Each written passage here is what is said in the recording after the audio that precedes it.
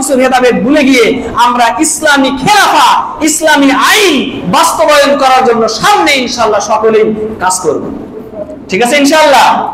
আমরা সকলে হিংসা ভেদাভেদ এগুলো সবকিছু ভুলে যাই, ভুলে গিয়ে আমরা নতুন বাংলাদেশ গড়ার একটা স্বপ্ন দেখবো ইনশাআল্লাহ।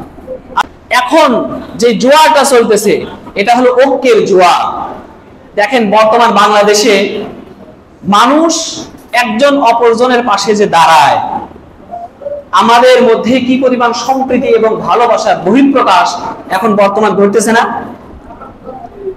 দীর্ঘ 16-17 বছর পর্যন্ত যে একটা ত্রাসের রাজত্ব কায়েম করেছিল, মানুষের মধ্যে গুম খুন, ধর্ষণ, রাহাজানি, চাঁদাবাজি ইত্যাদি দিয়ে আমাদের বাংলাদেশটা ছড়িয়েছিল, মাত্র কয়েকটা দিনের ব্যবধানে বাংলাদেশটা পরিবর্তন হয়েছে কিনা?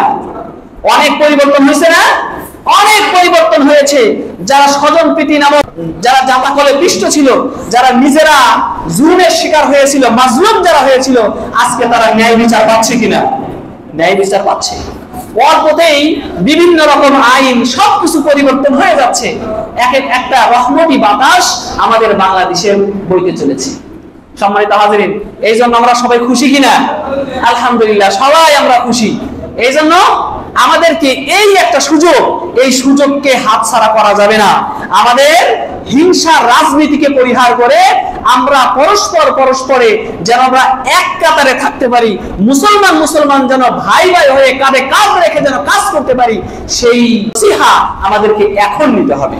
এই সুযোগকে আমরা যদি হাতছাড়া করি তাহলে আবার আমাদের করুণ পরিণতি হতে পারে। আমাদের বাংলাদেশের দুর্বিষহ অবস্থা কেন হয়েছিল? যদি সকল মুসলমান, সকল ইসলামী দলগুলো যদি একত্রিত থাকতো, যদি এদের মধ্যে ঐক্য থাকতো, তাহলে এমন পরিস্থিতি কি হইতো কখনো?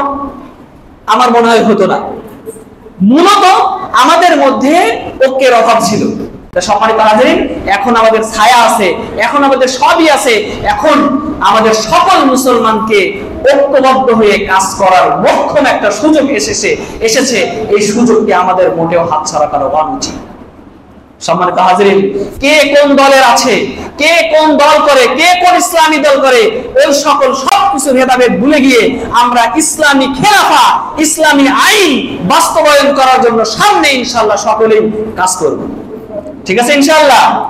আমরা সকলে হিংসা ভেদাভেদ এগুলো সবকিছু ভুলে যাই, ভুলে গিয়ে আমরা নতুন বাংলাদেশ গড়ার একটা স্বপ্ন দেখবো ইনশাআল্লাহ।